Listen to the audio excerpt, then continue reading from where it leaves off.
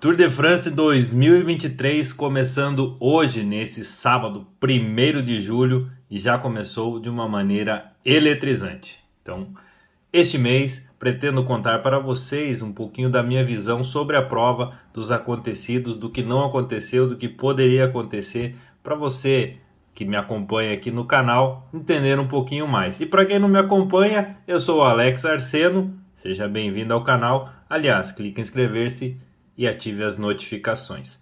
Hoje começamos com uma etapa em Bilbao, País Basco, Espanha. Então 182 quilômetros, mas a prova começou a se desenrolar nos últimos 40 quilômetros, com 5 contagens de montanha. Para quem não sabe o que é isso, são as subidas, os portos, que você, ao chegar ao topo dele, tem uma disputa. Normalmente elas são categorizadas e aí você tem pontos que você vai somando para a disputa da camisa branca com bolinhas vermelhas. Essa é a camisa do cara que melhor sobe, ou melhor, que mais soma pontuações nas montanhas.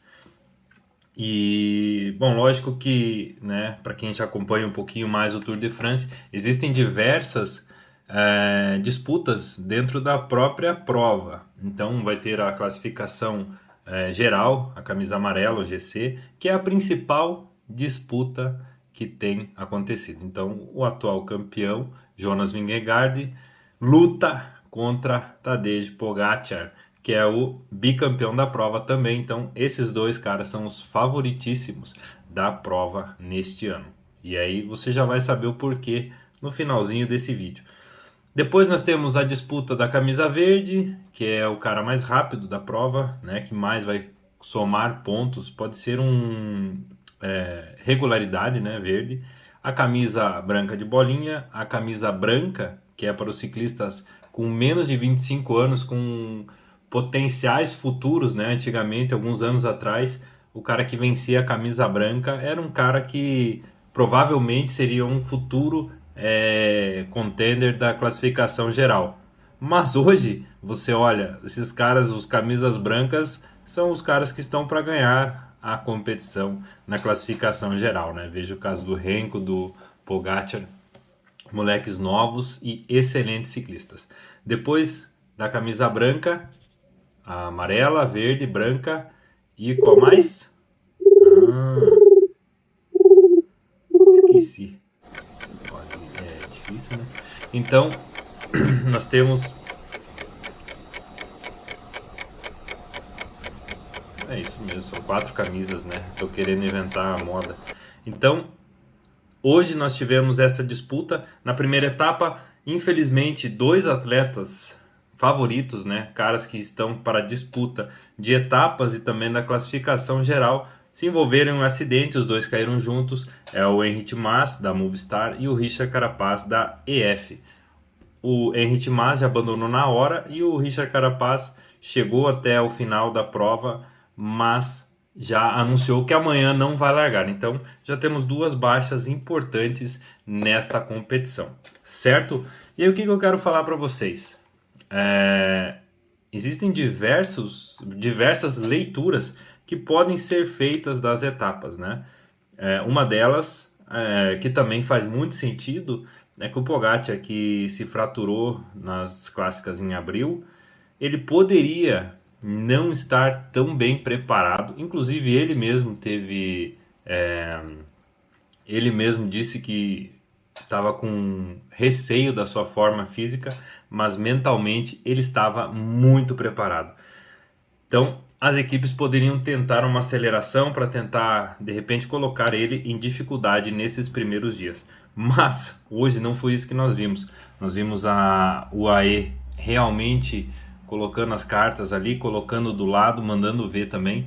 Hoje um dos favoritos para vencer a prova, que era uma chegada de 6, 7%, uma subida, era a Wout van Aert, e a Jumbo também acreditava bastante na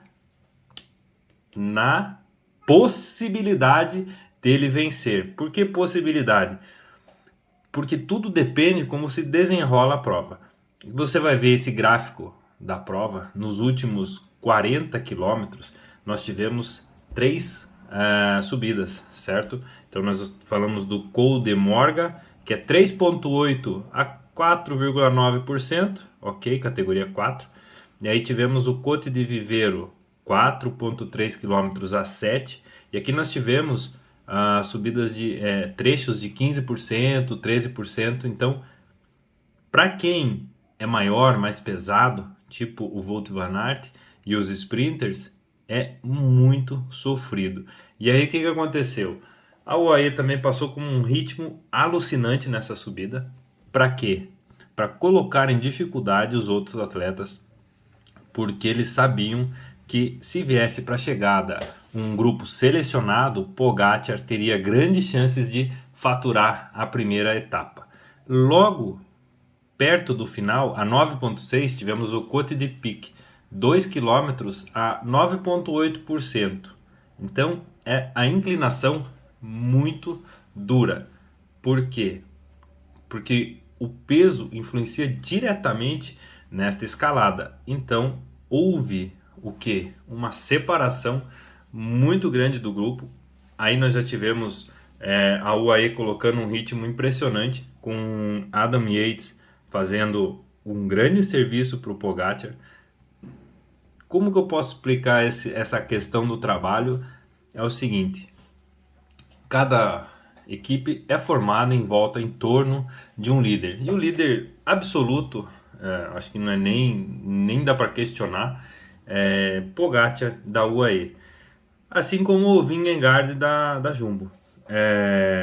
Então Yates fez um belo trabalho selecionando o grupo. O Pogacar arrematou. O único ciclista favorito mesmo que conseguiu acompanhar o Pogacar nessa separação foi o Vingegaard. E aí os dois desceram, começaram a descer, rolou aquela politicagem, foi formando um grupinho maior e acabou que próximo da prova, próximo dos últimos quilômetros, o Simon Yates, irmão do Adam, que corre pela Jayco, se destacou, né, para alcançar o Adam Yates, que estava um pouco escapado. E aí, para você ver a importância de um trabalho em equipe, de uma coordenação, o Adam solicitou através do rádio para os seus diretores se ele poderia revezar e cooperar com o seu irmão, né? Revezar é cada um puxa um pouquinho para os dois fazerem um trabalho em conjunto, né, para tentar disputar a etapa. Por quê? Porque ele sabe que o serviço dele, o trabalho dele é estar com o Pogacar. Então ele pediu autorização, posso revezar com o meu irmão aqui? Os caras, ok, pode, manda bala. E atrás foi se juntando um grupo grande. A Jumbo-Visma ficou com 4 atletas perseguindo para tentar encostar, né? Uma vantagem de 18, 20 segundos para tentar encostar, para levar o Van Aert para a vitória da etapa, coisa que não aconteceu. Os dois irmãos revezaram muito bem. Aliás, eles são irmãos gêmeos, né? Aqui no Brasil também, para quem acompanha o ciclismo de estrada, nós tínhamos, na minha época que eu competia, os irmãos Morandi, também 2 irmãos escaladores, assim como os Yates, super gente boa, e me lembrou bastante eles, porque achei muito bacana, né, os dois conseguirem se destacar. Imagina, para vocês terem uma ideia do quão difícil é, eles têm uma vitória, né, no Tour de l'Avenir, que é uma prova para atletas jovens ainda que estão buscando se lançar no ciclismo profissional, primeiro e segundo dos 2 irmãos. E hoje, isso eu estou falando em 2013, 10 anos depois eles conseguiram repetir essa façanha. Os 2 que são gêmeos, são filhos de um corredor britânico chamado Cian Yates, e os 3 já conquistaram vitórias no Tour de France. Famíliazinha mais ou menos, né? Em etapas. Então, para finalizar, né, nós tivemos aí uma disputa entre os 2 irmãos pela classificação, pela primeira posição, sendo vencido pelo Adam Yates, que é o ciclista dos 2 que tem mais resultados, né, mais vitórias. Venceu, conquistou a camisa amarela e a verde também, por consequência dos pontos. Através das chegadas, todas as etapas têm pontos. E Terceiro lugar, Pogačar conseguiu conquistar a vitória do sprint do grupo reduzido, conquistando 4 segundos de vantagem, né? Esses segundos não quer dizer muita coisa ainda, mas hoje a UAE, no meu ponto de vista, correu bem, correu para colocar uma pressão também nas outras equipes, para mostrar que o Pogačar não está mal, realmente está muito bem. E a declaração do Pogačar é muito bacana, porque para quem assistiu viu que ele chegou comemorando, né? Comemorando a vitória, porque eles têm toda a comunicação através de rádio, né? Então ele já sabia que o seu companheiro tinha vencido. E aí ele cruzou comemorando, como se ele tivesse vencido também. Ele falou: quando cruzei a linha e vi que Adam tinha vencido, talvez estivesse ainda mais feliz do que eu se eu tivesse vencido.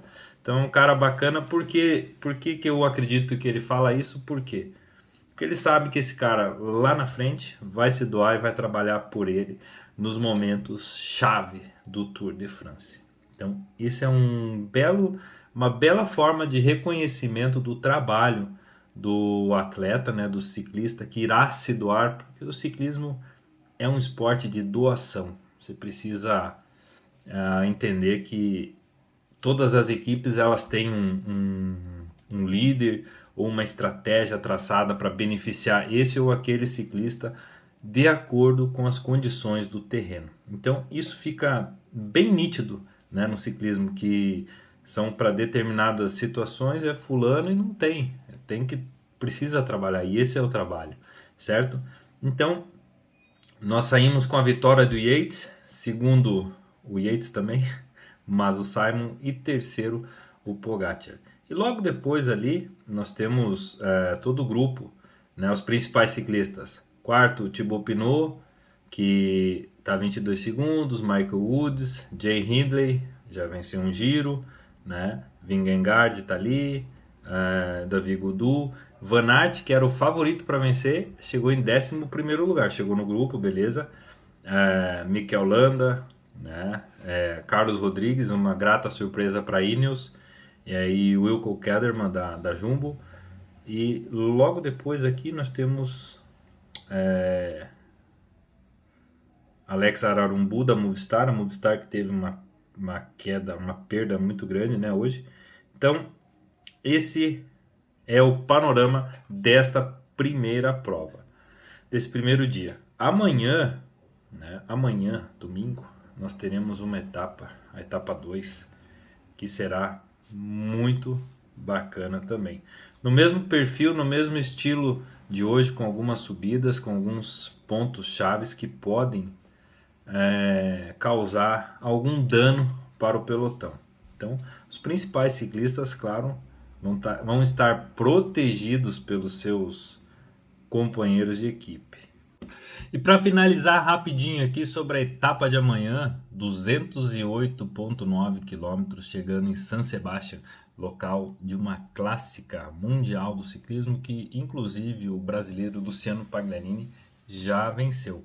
Então nós temos aqui os pontos chaves da prova amanhã, né? Nós temos 5 montanhas, e sendo a 16 quilômetros da chegada vai começar uma subida chamada Jaizkibel, 8,1 a 5,3% de média. As outras subidas são mais curtas, então é uma chance também dos ciclistas colocarem suas estratégias aí. As equipes que não são as tão favoritas também podem se lançar a fugas, com certeza podem e irão, né? Porque são características de etapa que favorecem as fugas. E aí essa última subida aqui, eles vão escalar 452 metros, né, com alguma dificuldade bem bacana. E também para adicionar, né, Cavendish, que é o maior vencedor de etapas do Tour de France em atividade, né, o mesmo número que Ed Merckx, se eu não me engano 40 etapas, está a uma etapa de se tornar o maior vencedor. Mas só para você ter uma ideia, Cavendish venceu vence desde 2008, venceu 4 etapas, 2009 6, 2010 5, 2011 5, 2012 ele venceu só 3. E aí, 2016 ele venceu 4 e o ano de 2021 ele venceu 4. Então é uma etapa para quebrar este recorde importante. Fechou, galera? Então é isso daí.